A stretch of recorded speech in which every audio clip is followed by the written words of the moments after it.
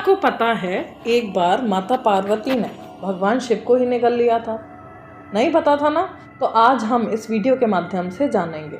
तो मैं प्रेरणा अलीगढ़ से स्वागत करती हूँ आपका अपने YouTube चैनल माँ दुर्गा चैनल पर।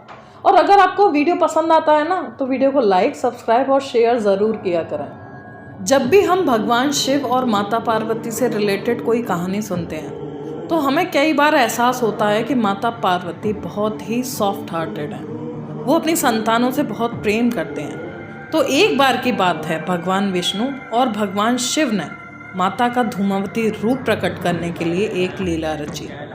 पता है, माता ना हमेशा भगवान शिव का बचा झूठा नहीं खाती हैं, पर एक बार भगवान शिव ने अपनी थाली में माता के लिए भोजन नहीं छोड़ा तो माता बहुत क्रोधित हुई और उन्होंने गुस्से में अपनी भूख शांत करने के लिए भगवान शिव को ही निगल लिया।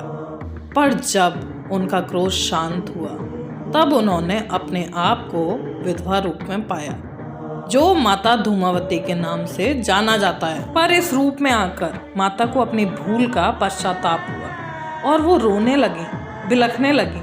पर जब माता ने भगवान शिव को निगल लिया तो वो हो गई कठोर, तटस्थ और निर्गम। महादेव को निगलने के बाद माता बहुत ही रोने बिलखने लगी और वो बार बार महादेव से प्रकट होने के लिए बोलने लगी। तभी महादेव ने समय चक्र को रोककर माता को ज्ञान दिया।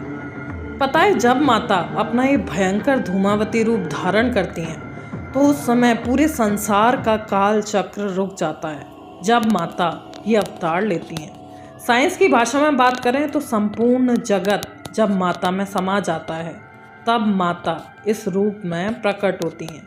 उस समय टाइम डायलेशन रुक जाता है और ये काल चक्र तब तक रुका रहता है जब तक कि माता धूमावती महादेव को वापस से प्रकट नहीं करती।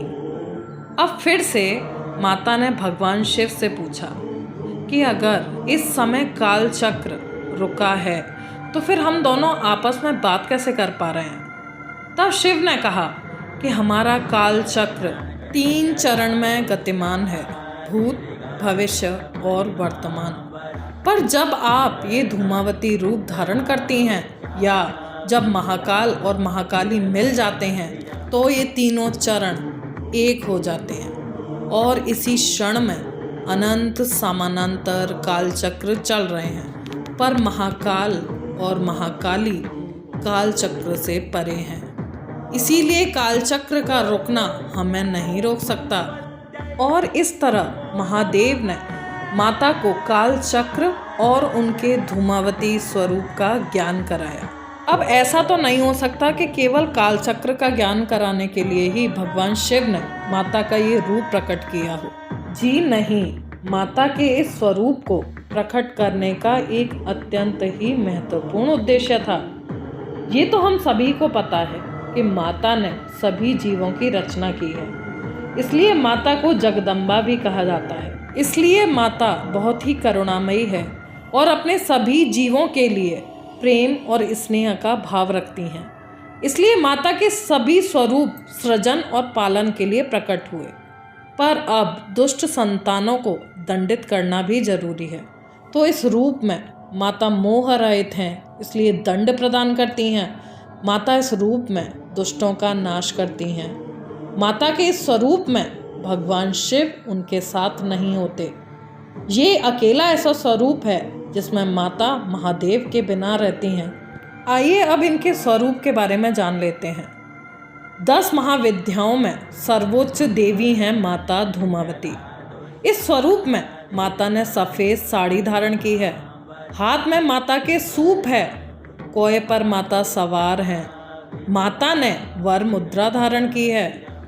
10 महाविद्याओं में सबसे तीक्ष्ण स्वरूप है ये माता का।